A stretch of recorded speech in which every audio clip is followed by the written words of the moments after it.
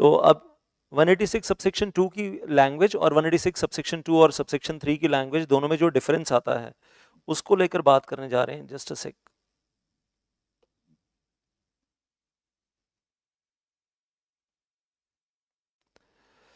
One 186 subsection 2 की language तो मना करती है अगर कोई company existing inter corporate investment loan guarantee security कर चुकी है और प्रपोज भी करना चाहती है, दोनों मिलाकर शेल नॉट एक्सीड, ये एफ भी हटा दीजिए, existing inter corporate investment loan guarantee security और proposed investment loan guarantee security सब मिलाकर shall not exceed the limit of 60% of paid up capital and free reserves and security premium account और 100% of free reserves and security premium account whichever is higher.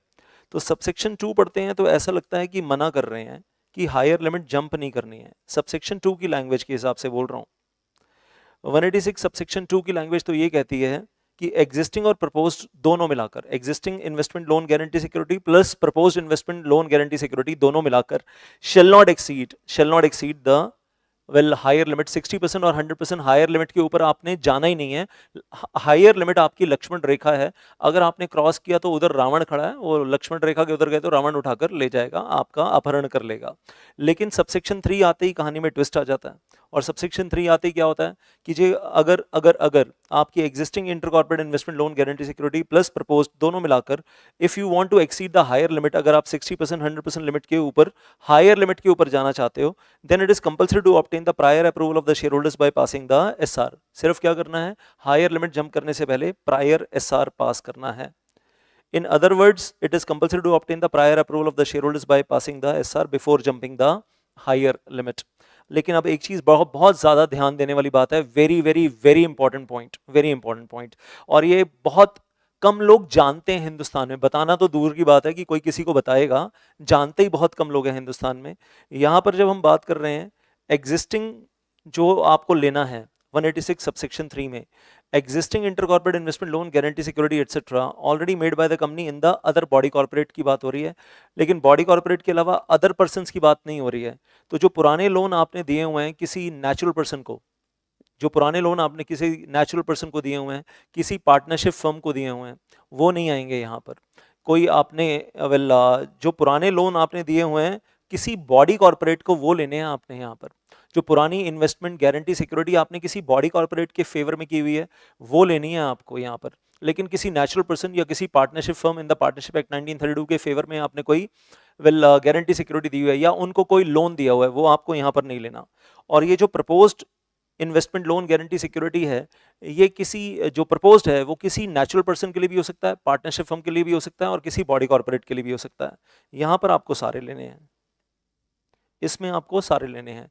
तो चाहे आप किसी body corporate को दे रहे हैं तो वो भी लेना है, चाहे आप किसी अदर पर्सन को दे रहे हैं वो भी लेना है, और फिर देखना है कि वो 60% और 100% की लिमिट के अंदर अंदर है तो यूनानिमस बोर्ड रेजोल्यूशन, और अगर ऊपर जा रहा है तो फिर स्पेशल रेजोल्यूशन भी चाहिए।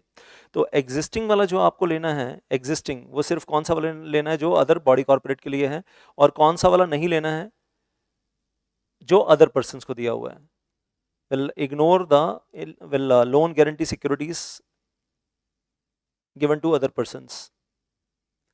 Ignore the loan guarantee security existing, कहना चाहिए existing loan guarantee security given to other persons, उसको इग्नोर कर दीजिएगा। आई होप गॉट दैट। तो अब कौन सा वाला लेना है और कौन सा वाला नहीं लेना, 186 सबसेक्शन 3 में, 186 सबसेक्शन 3 में अगर मैं कहूँ आपके पास 4 चीजें हैं, existing investment loan guarantee security to other body corporates, existing loan guarantee security to other persons जो बॉडी कॉर्पोरेट नहीं है, who are not body corporate, फिर proposed investment loan guarantee security to other body corporates, then I'll say proposed loan guarantee security proposed loan guarantee security to other persons who are not body corporate, other persons who are not body corporate.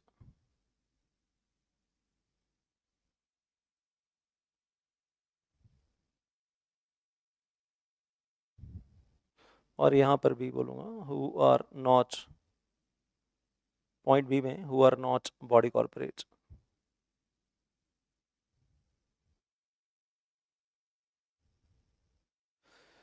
तो 186 subsection 3 में जब आप कहते हैं कि well SR पास करना है तो कौन सी चीज़ों को, कौन से एलिमेंट्स को आपने लेना है और कौन से एलिमेंट्स को नहीं लेना है, तो ए बी सी डी फटाफट मुझे चैट में बता दीजिएगा आंसर। पॉइंट ए के लिए बताइएगा कंसीडर करना है या कंसीडर नहीं करना है। Point A, point B, point C and point D. Point A answer is yes, consider करना है, जो अदर बॉडी कॉर्पोरेट्स में एग्जिस्टिंग पुराना दिया हुआ है। पॉइंट बी, कंसीडर करना है या नहीं करना है। पॉइंट सी, जो अदर बॉडी कॉर्पोरेट्स को दिया हुआ है कंसीडर करना ही है, वो तो जो अदर बॉडी कॉर्पोरेट्स को प्रपोज्ड है करेंगे वो कंसीडर करना है। Point D, once again question mark for you. तो पॉइंट ए और सी मैंने आपको बता दिया।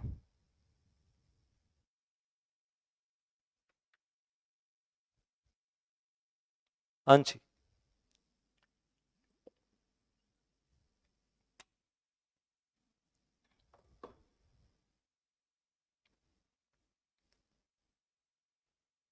so there is some qualified company secretary in the chat who is saying I am already qualified but I am still watching. Most welcome. आपका असली नाम भी बता देते तो अच्छा रहता, बिकॉज योर वेल क्या बोलते हैं इसको, fake name is visible, real name is not visible. So no no no no no no no no answer आने शुरू हो गए मेरे पास सर। ए के लिए यस, बी के लिए नो, सी के लिए यस और डी के लिए भी यस, करेक्ट। बी के लिए नो एंड डी के लिए yes. So thank you so much well I hope you got this all.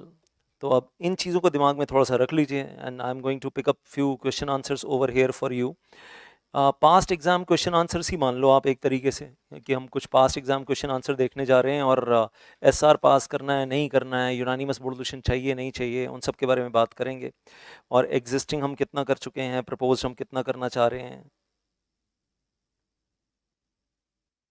Existing investment loan guarantee security, proposed investment loan guarantee security, और unanimous board resolution पास करना है या नहीं करना है, स्पेशल रेजोल्यूशन पास करना है या नहीं करना है, इस चीज़ को लेकर अब डिस्कशन करने जा रहे हैं। हाँ जी, तो क्वेश्चन मैं आपके साथ शेयर कर रहा हूँ, पास्ट एग्जामिनेशन क्वेश्चन है। आपकी कंपनी की पेड अप कैपिटल है well 100 crore, paid up capital है 100 crore, free reserves 40 crore, security account निल।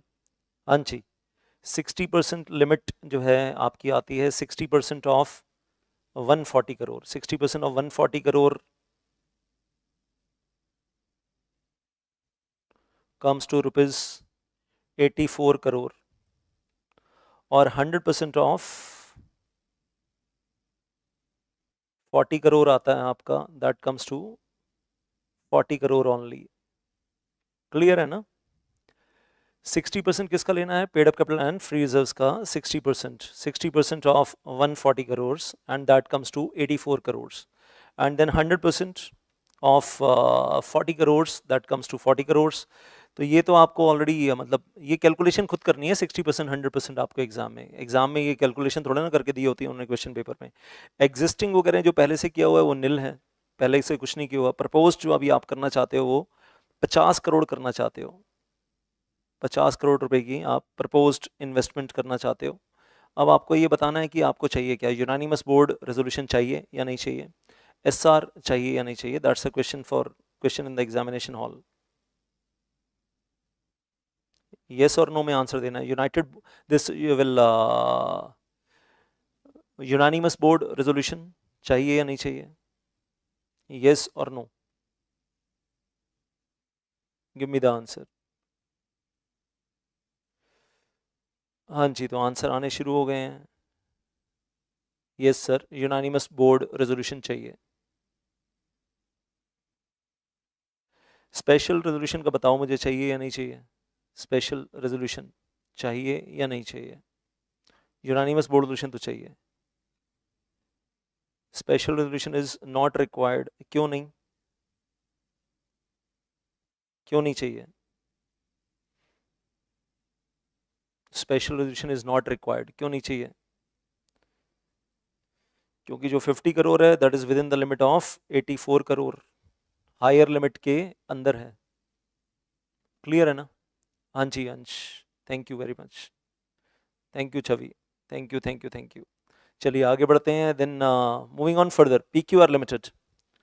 PQR लिमिटेड के बारे में बात कर रहे हैं। आपका जो वेल प्रपोज्ड इन्वेस्टमेंट है,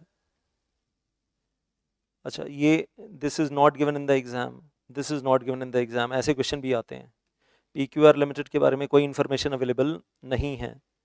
सिर्फ क्या बोल रहे हैं, आपकी जो प्रपोज्ड इन्वेस्टमेंट है, कुछ भी नहीं दिया है एग्जाम में, क्वेश्चन पेपर में सिर्फ क्या बताया, प्रपोज्ड इन्वेस्टमेंट कर रहे हैं 50 लाख, 50 लाख रुपीज, और कुछ बताए नहीं क्वेश्चन पेपर में।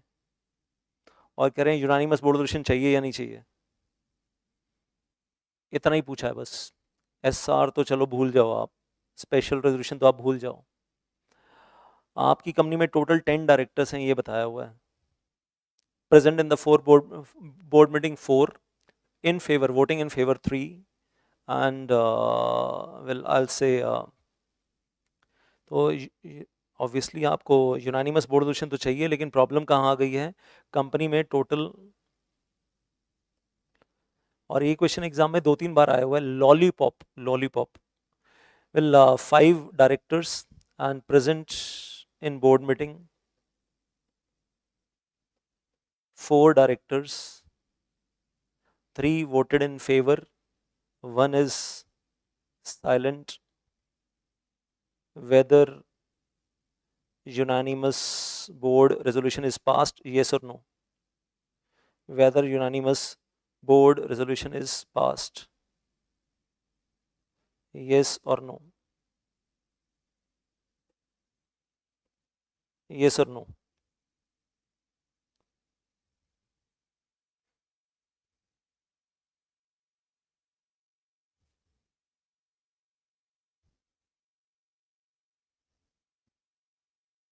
चलिए, I can see now well in the comments. Well, hello sir, my name is Abhijit and currently working as assistant manager, secretarial department, and I have seen many of your videos in the preparation and I have acquired so much knowledge. Grateful. Thank you Abhijit for disclosing your identity. God bless you and for your successful future. तो बहुत सारे answer आ गए मेरे पास, no no no no no, and that is the correct answer. That is the correct answer.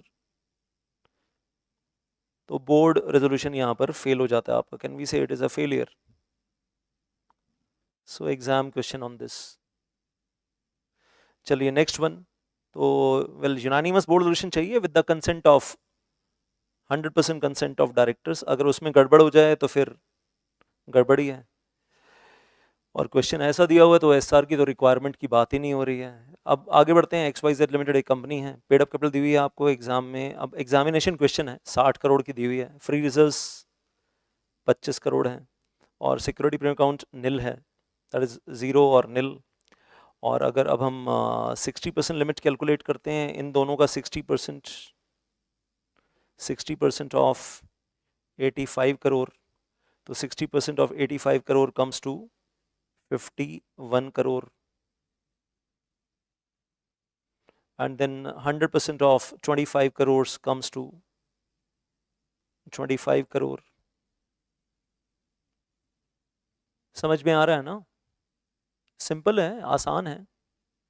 अब आपको बताया जा रहा है कि आपका जो existing investment loan guarantee security company already कर चुकी है वो 35 करोड़ कर चुकी है, जो प्रपोज करना चाहते हो 20 करोड़ करना चाहते हो, ये दोनों मिलाकर एग्रीगेट हो जाएगा आपका 55 करोड़। एंड 55 करोड़ का मतलब you are jumping the limit of 51 crore. तो क्या यूनानिमस बोर्ड रेजोल्यूशन चाहिए, क्या स्पेशल रेजोल्यूशन चाहिए, बस यही बताना है आपको। सिंपल है यार क्वेश्चन, इतने लॉलीपॉप क्वेश्चन आते हैं एग्जाम में 5-5 नंबर के। सीधा सीधा ऐसे ही बस टेबल बनाकर आंसर लिखना हो क्या, मतलब ऐसे ही टेबल बना लेना यार, और क्या है। मतलब मैं तो सारे क्वेश्चन सम अप करता जा रहा हूँ, आप भी ऐसे टैबुलेशन बना लेना और टैबुलेशन बनाकर आप सॉल्व कर लेना। एंड देन आई से यूनानिमस बोर्ड रेजोल्यूशन भी चाहिए और स्पेशल रेजोल्यूशन भी चाहिए, क्योंकि आप लिमिट के ऊपर जा रहे हो। That is there.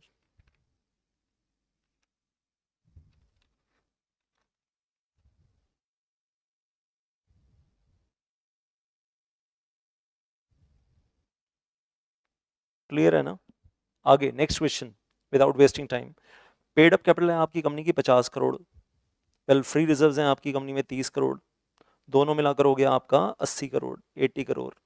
और 80 करोड़ का 60% आ जाता है 48 करोड़। सिक्योरिटी अकाउंट निल है। जो कंपनी है वो 60% आपको समझ में आ ही गया, 48 करोड़ है। और 100% लिमिट भी समझ में आ ही गया आपको, 30 करोड़ है। एग्जिस्टिंग कुछ बताया नहीं है, एग्जिस्टिंग कुछ भी नहीं बताया। और प्रपोज्ड ये बता रहे हैं कि company wants to give the guarantee of 40 crore will in favour of wholly owned subsidiary company. हाँ जी, या मैं बढ़ा भी देता हूँ। प्रपोज्ड है, प्रपोज्ड ट्रांजेक्शन लेट अस से 50 crore to Holi owned subsidiary company. 50 crore कर रहे हैं, लेकिन किसको कर रहे हैं, होली ओन्ड सब्सिडरी कंपनी को कर रहे हैं। अब बताना मुझे।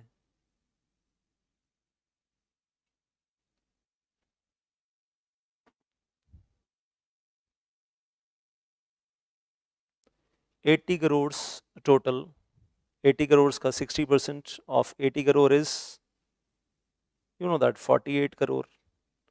48 करोड़ और 100% of 30 crore is 30 crore.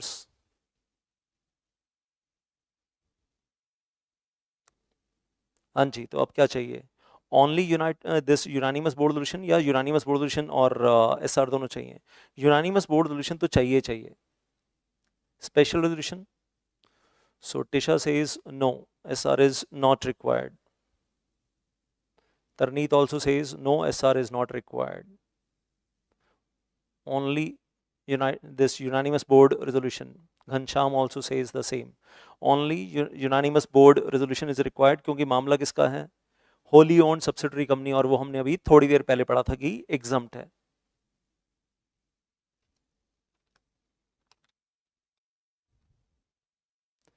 So I hope got that over here so far.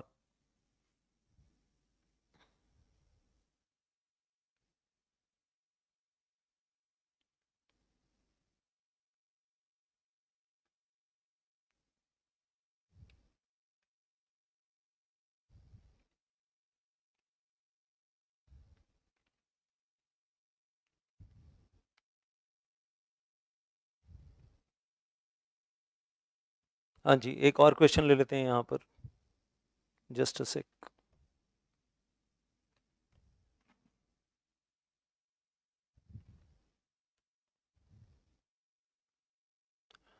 Now the DGC Limited and they say well आपकी पेड अप कैपिटल है 20 लाख, पेड अप कैपिटल है 20 लाख। फ्री रिजर्व्स आपको दिए हुए हैं 3 लाख। सिक्योरिटी में अकाउंट दिया हुआ है 2 लाख। टोटल मिलाकर हो गया आपके पास 25 लाख। 25 लाख का 60%, 25 लाख का 60% दैट कम्स टू 15 लाख।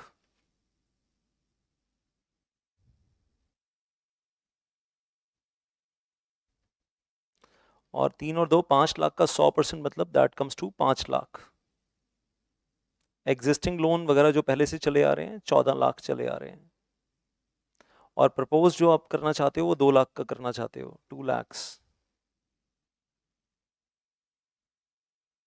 अब सवाल ये है कि ये जो 2 लाख रुपए का आपको वेल प्रपोज्ड ILGS करना है, इसके लिए क्या चाहिए, यूनानिमस बोर्ड रेजोल्यूशन तो चाहिए ऑब्वियसली, वो तो हमेशा ही चाहिए होता है ना। स्पेशल रेजोल्यूशन चाहिए या नहीं चाहिए ये बताना यहाँ पर, येस और no. Special resolution is required और नॉट, यस और नो में आंसर दो।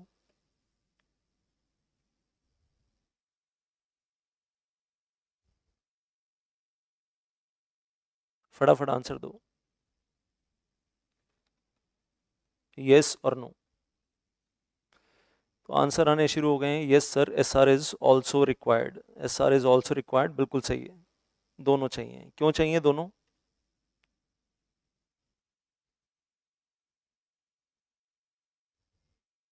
क्लियर है ना कि दोनों क्यों चाहिए? क्योंकि लिमिट एक्सीड हो रही है, 14 और 2 16 लाख, और 16 लाख मतलब we are going above the limit of 15 lakh. 5 number के एग्जाम क्वेश्चन है, देख लो आप, मतलब there are so many exam questions coming like this. ऐसे ही एक और ऐड ऑन कर रहा हूँ यहाँ पर थोड़ा सा। Will one last question I am adding on this, will in this series, एक आखिरी क्वेश्चन इसी तरीके का जो एग्जाम में आ चुका है, एंड दैट इज कि आपकी पेड अप कैपिटल है 1000 करोड़, और आपके फ्री रिजर्व्स हैं वेल नेगेटिव -340 करोड़, -340 करोड़, और आपका सिक्योरिटी अकाउंट है 780 करोड़, 780 करोड़। अब इसमें मैं आपको थोड़ा सा टाइम यहाँ देने वाला हूँ, 780 करोड़, और इसके बाद आपको बोला जा रहा है कि आपकी जो एग्जिस्टिंग इन्वेस्टमेंट्स पहले से चली आ रही हैं वो भी हैं 780 करोड़, एग्जिस्टिंग इन्वेस्टमेंट्स जो चली आ रही हैं। और आपसे सवाल पूछा जा रहा है, अब आप ये बताओ कि एसआर पास किए बिना, without passing SR, how much maximum investment can be done, how much proposed investment can be done, जिसमें सिर्फ यूनानिमस बोर्ड रेजोल्यूशन पास करना हो और एसआर पास ना करना हो। तो ये आपके लिए सवाल है, प्रपोज्ड और कितना कर सकते हैं without passing SR, that is the question, answer आपको बताना है। तो हायर लिमिट के अंदर आपको रहना है, हायर लिमिट के ऊपर आपको जाना नहीं है, हायर लिमिट के ऊपर आपको जाना नहीं है। और पहले तो आप कैलकुलेट क्या करना पड़ेगा, हायर लिमिट कैलकुलेट करनी पड़ेगी। तो हायर लिमिट आप कैसे कैलकुलेट करोगे? पहले तो इन तीनों को ऐड करो, 1780 करोड़ माइनस 340 करोड़, 1780 करोड़ माइनस 340 करोड़, तो 1440 करोड़, और फिर 1440 करोड़ का 60%,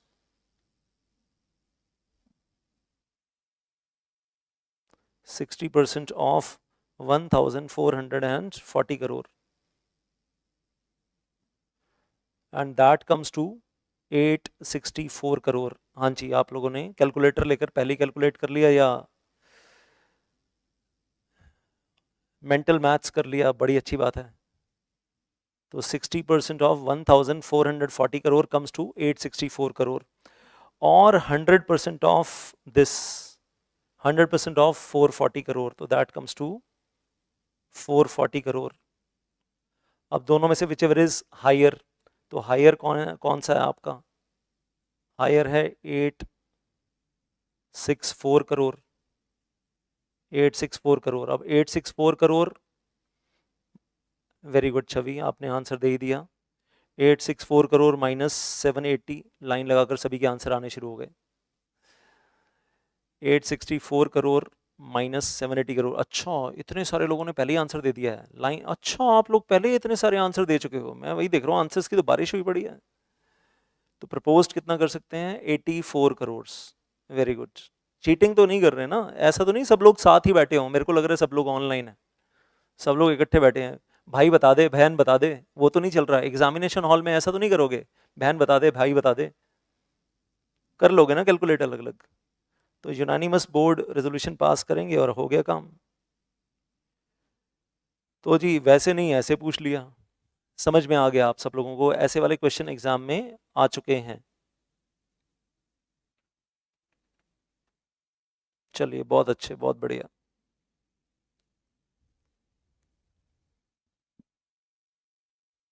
सीरियसली ले लिया क्या मेरी बात को? Are you serious? ऐसी मजाक कर रहा था।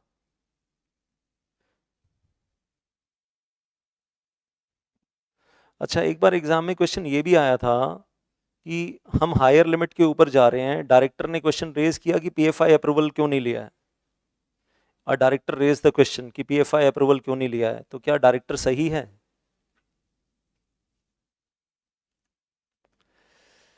तरनीत कह रही है सर वहाँ एग्जामिनेशन हॉल में किसी पे भरोसा नहीं होता सर, ऐसा लगता है सबसे ज़्यादा पढ़े लिखे हम ही हैं, बाकी किसी गलत व्यक्ति से पूछ लिया तो आंसर ही गलत हो जाएगा।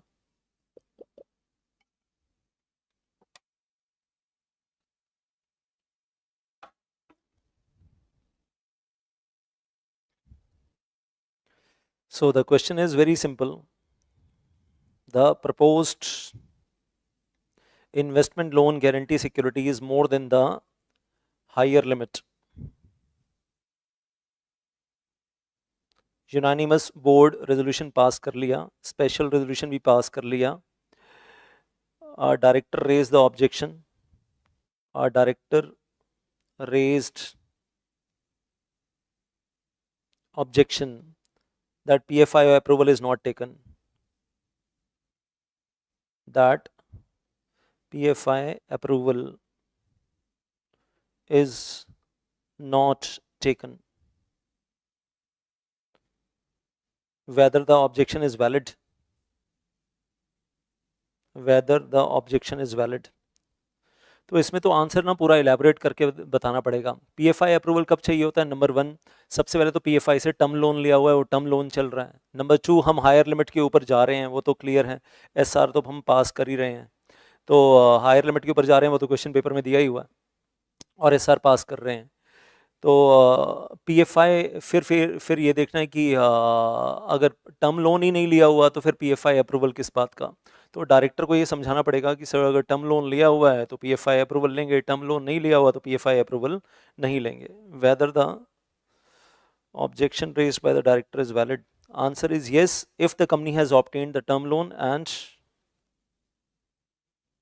the term loan is subsisting, even if the company is not a defaulter company, higher limit तो जंप कर ही रहे हैं। Whether the objection of director is valid question, and the answer is yes if the company has obtained term loan and the term loan is still subsisting। अगर company ने term loan लिया हुआ है और term loan अभी भी चल रहा है तो।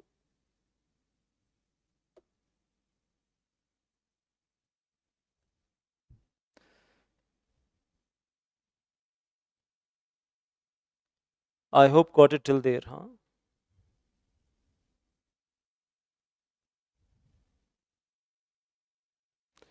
डिफॉल्ट वगैरह चेक करने की जरूरत ही नहीं है, हायर लिमिट जंप कर रहे हो ना आप, हायर लिमिट जंप कर रहे हो, पीएफआई अप्रूवल तो लेना पड़ेगा, even if company is not a defaulter company,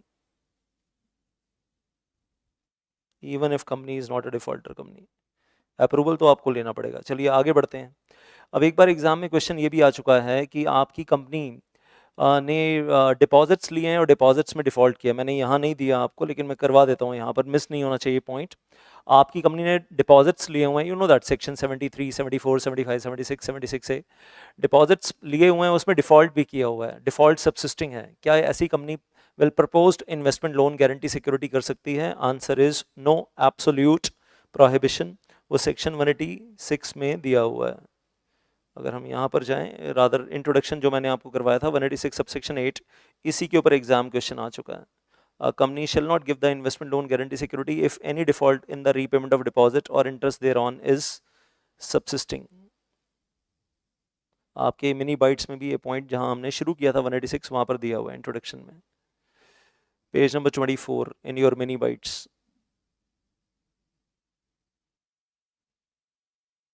तो ये एग्जाम क्वेश्चन है, आया हुआ है। The default is subsisting, तो एब्सोल्यूट प्रोहिबिशन।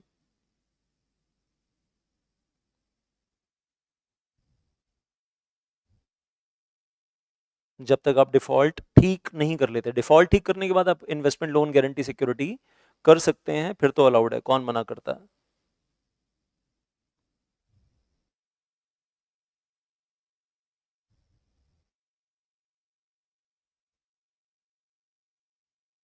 चलिए ठीक है, आगे बढ़ते हैं। Exemptions from 186 and part of section 186 खत्म करने जा रहे हैं धीरे धीरे।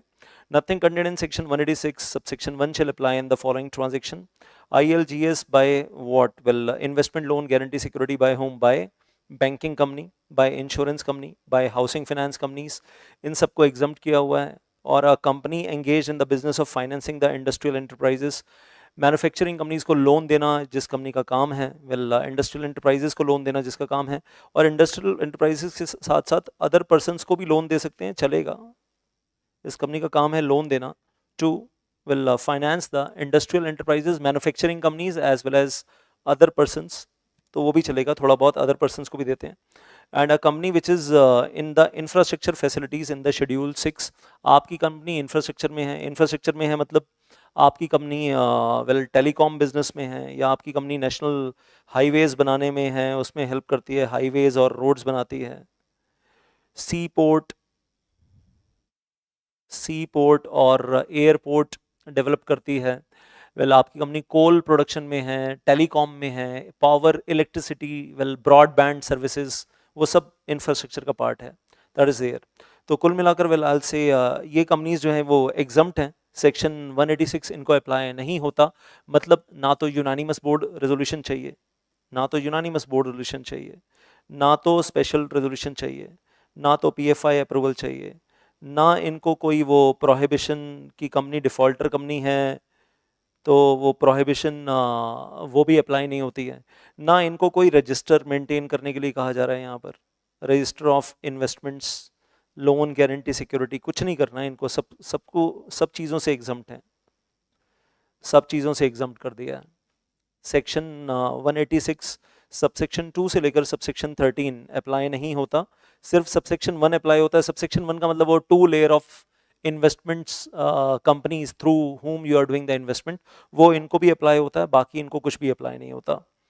और दूसरी तरफ किसको एग्जाम्प्ट कर दिया गया है? Investments which are done by investments which are deemed investments deemed investment company which is not registered with RBI, ऐसी कोई इन्वेस्टमेंट कंपनी है जो RBI के पास रजिस्टर्ड नहीं है तो वो भी एग्जम्प्ट है अगर वो इन्वेस्टमेंट कर रही है।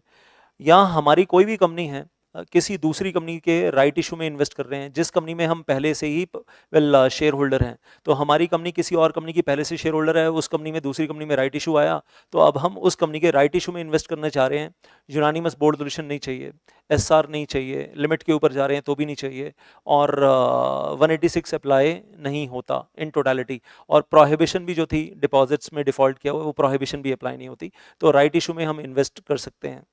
और अगर हमारी नॉन बैंकिंग फाइनेंशियल कंपनी है, इन्वेस्टमेंट कंपनी है, रजिस्टर्ड विद आरबीआई है, वो भी एग्जम्प्ट है। तो ए और सी में दोनों में फर्क क्या हुआ? What is the difference between the A and C? A में हम कह रहे हैं डीम्ड इन्वेस्टमेंट कंपनी है, वो वैसे तो इन्वेस्टमेंट कंपनी नहीं है लेकिन deemed to be investment company है और आरबीआई के पास रजिस्टर्ड नहीं है।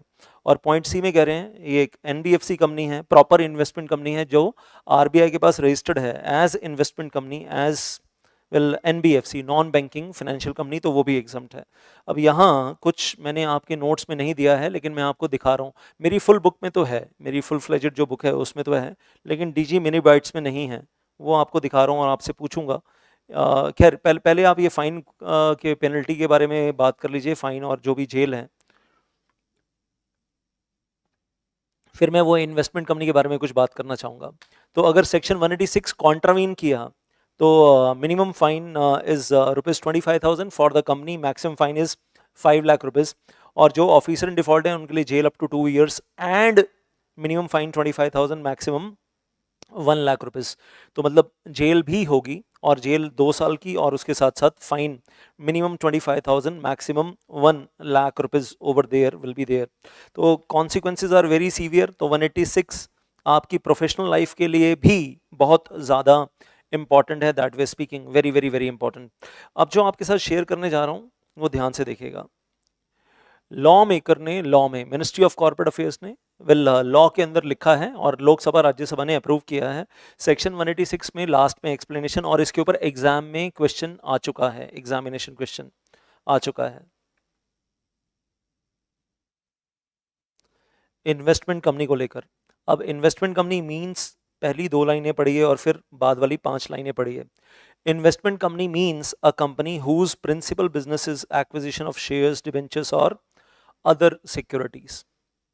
आपकी कंपनी है जिसका प्रिंसिपल बिजनेस है acquisition of shares, acquisition of debentures, acquisition of other securities. Main object clause में लिखा है, ऑब्जेक्ट क्लॉज में मेन एक्टिविटी है वेल इन्वेस्टमेंट एक्टिविटी।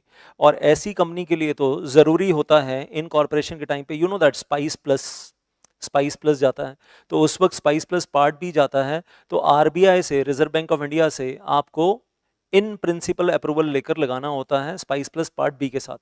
और कंपनी जब इनकॉर्पोरेट हो जाती है, इनकॉर्पोरेशन के बाद मतलब अगर आप वो आरबीआई से, अगर आप मैं कहूँगा इन प्रिंसिपल अप्रूवल लेकर अगर आप अटैच नहीं करते हो ना स्पाइस प्लस पार्ट बी के साथ, आरओसी आपको सर्टिफिकेट ऑफ इनकॉर्पोरेशन ही नहीं देगा। ROC will not give certificate of incorporation. आपकी कंपनी के ऑब्जेक्ट क्लॉज में लिखा हुआ मेन काम क्या है, इन्वेस्टमेंट। और ऐसे में आरबीआई का वेल आरओसी आपको बोलेगा, या जो कहना चाहिए central registration centre, CRC, CRC जो सर्टिफिकेट ऑफ इनकॉर्पोरेशन देता है, वो आपको बोलेगा सीआरसी ऑफ एमसीए कि जाइए पहले आप अपने स्पाइस प्लस पार्ट बी के साथ रिजर्व बैंक ऑफ इंडिया का इन प्रिंसिपल अप्रूवल लगा कर दीजिए, तो हम आपको देंगे सर्टिफिकेट ऑफ इनकॉर्पोरेशन।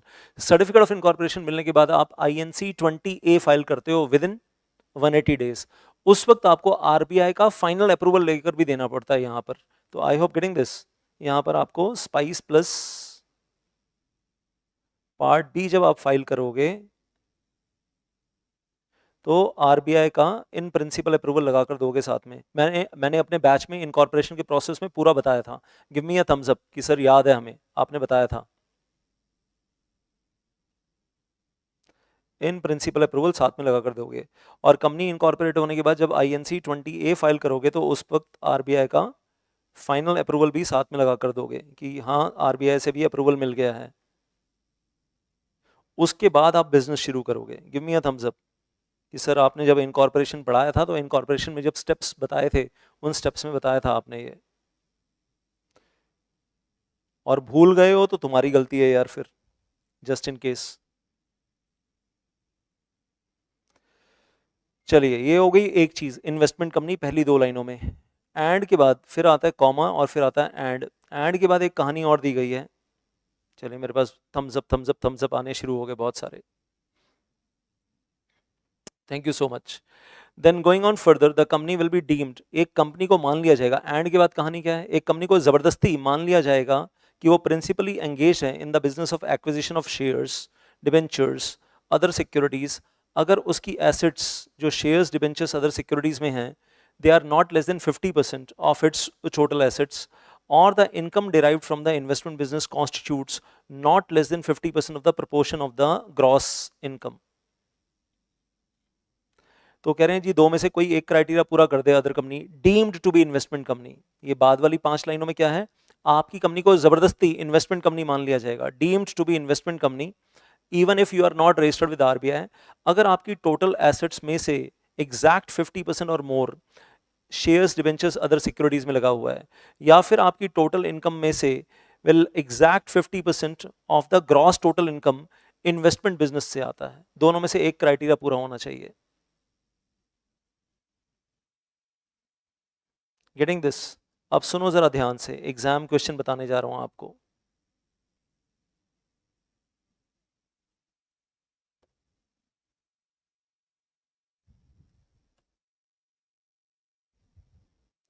आपकी कंपनी है ABC मैन्युफैक्चरिंग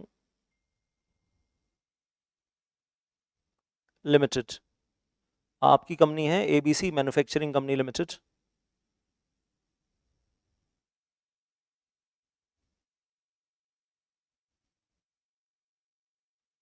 और जब हम बात करते हैं इन्वेस्टमेंट और इनकम की,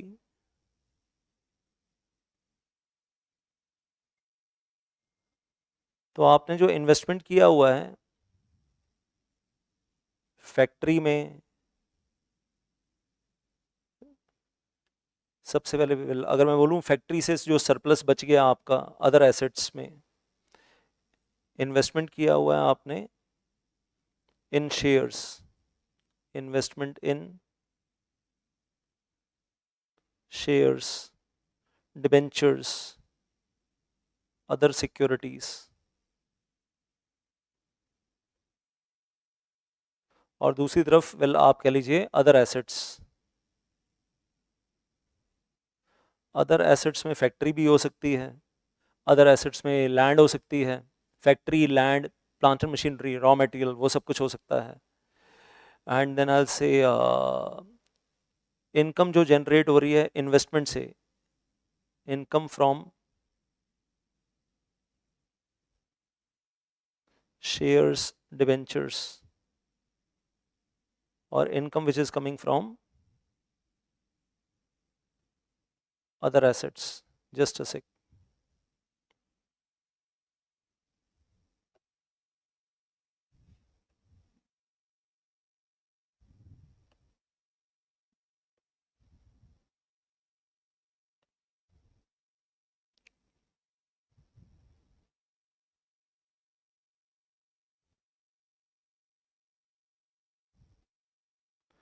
तो आपकी मैन्युफैक्चरिंग कंपनी जो है उसमें वेल अदर एसेट्स का मतलब प्लांट एंड मशीनरी,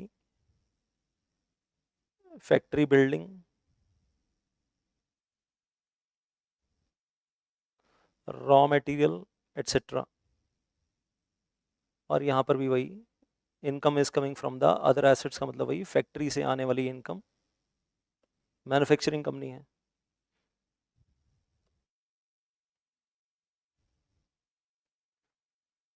अगर मान लीजिए कि आपकी फैक्ट्री से, फैक्ट्री में जो अदर ये जो प्लांट एंड मशीनरी में आपने लगा रखा है, ये आपने लगा रखा है 100 crore.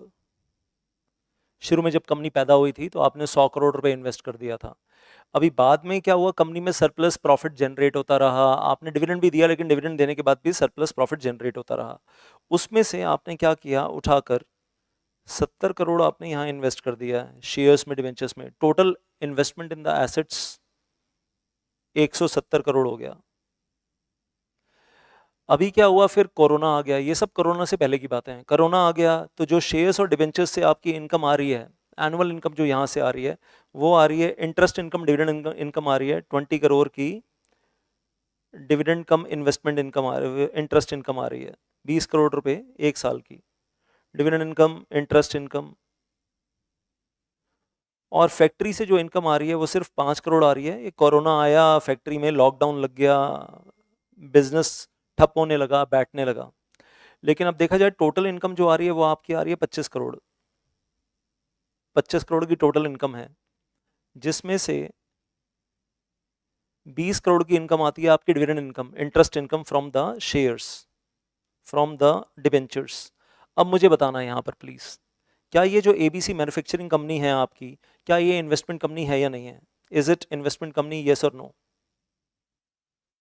Deemed investment company, yes और नो? येस और नो में आंसर देना मुझे।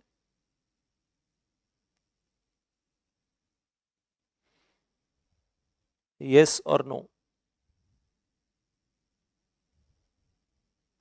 डीम्ड इन्वेस्टमेंट कंपनी माने या ना माने?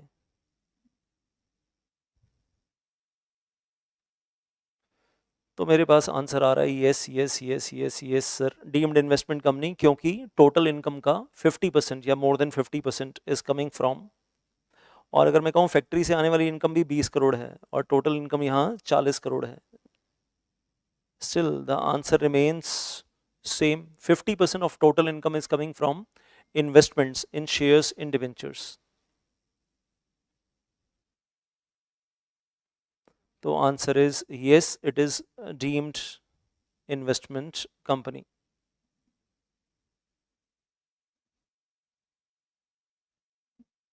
Final answer. अगर मैं फिगर्स थोड़ा सा चेंज कर दूं, अगर मैं कहूँ 70 करोड़, बाकी सब वही है, 70 करोड़ है, ये 100 करोड़ है, यहाँ पर 5 करोड़ है, और यहाँ पर 20 करोड़ है, तो क्या आप बोलेंगे deemed investment company, manufacturing company? आप बताइएगा येस और no, is it deemed investment company?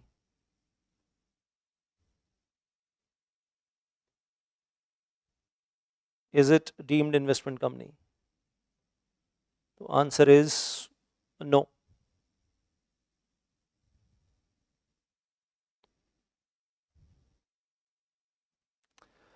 अब मुझे एक चीज़ और बताइएगा, आपकी कंपनी जब पैदा हुई, कंपनी का नाम है एबीसी इन्वेस्टमेंट लिमिटेड। आपने जो शेयर्स डिबेंचर्स में लगा रखा है 80 करोड़, अदर एसेट्स में लगा रखा है 100 crore, other than shares debentures securities. Shares debentures से आने वाली इनकम है 10 करोड़, अदर एसेट से आने वाली इनकम आपकी है 20 करोड़। क्या ये इन्वेस्टमेंट कंपनी है या नहीं है? कंपनी का नाम ही एबीसी इन्वेस्टमेंट लिमिटेड है। जब ये कंपनी पैदा हुई, इसका नाम ही एबीसी इन्वेस्टमेंट लिमिटेड है। इस क्वेश्चन में मुझे बताइएगा, आप क्राइटेरिया देखोगे या आप ये बोलोगे कि कंपनी रजिस्टर हुई थी एज इन्वेस्टमेंट कंपनी तो आरबीआई से सर्टिफिकेट ले लिया था? With RBI approval, RBI registration, जो मर्जी कह लीजिए, आरबीआई से रजिस्ट्रेशन करवा रखा है हमने एज इन्वेस्टमेंट कंपनी। अब एग्जाम में ये क्वेश्चन पूछा गया, बताइए ये इन्वेस्टमेंट कंपनी है या नहीं है?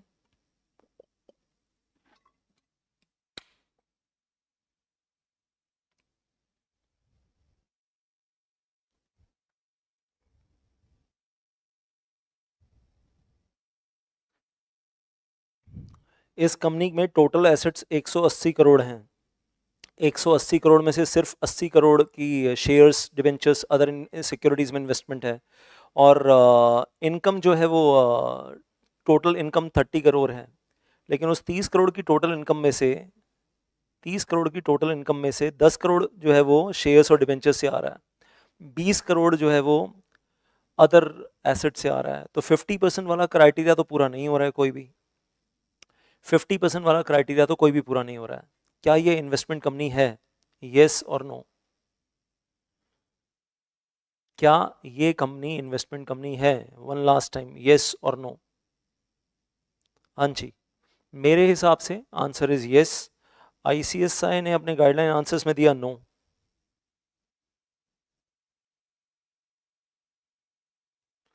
उन्होंने कहा जी वो 50% वाला क्राइटेरिया तो पूरा हो नहीं रहा, तो आईसीएसआई गाइडलाइन आंसर्स में आंसर दिया नो। अब ये थोड़ा सा मैं कहूँगा शॉकिंग हो जाता है।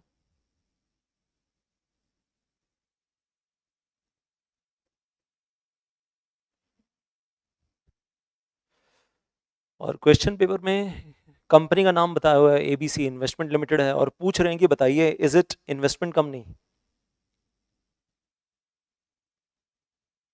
Is it? क्वेश्चन पेपर में कंपनी का नाम ही दिया हुआ है इन्वेस्टमेंट लिमिटेड, और पूछ क्या रहे हैं, is it investment company under section 186। रिया पूछ रही है सर फिर हम क्या लिखेंगे एग्जाम में? अब ये तो मेरे को भी बाउंसर हो गया। मतलब सिर्फ एक लाइन बोलूंगा यहाँ पर कि अगर आईसीएसआई सही क्वेश्चन का गलत आंसर लिखता है अपने खुद के आईसीएसआई गाइडलाइंस में, गाइडलाइन आंसर्स में अगर आंसर गलत लिखता है, तो क्या बच्चों को उस आंसर में 5 में से 5 पूरे मिलने चाहिए? क्योंकि उसमें गलती बच्चों की नहीं है।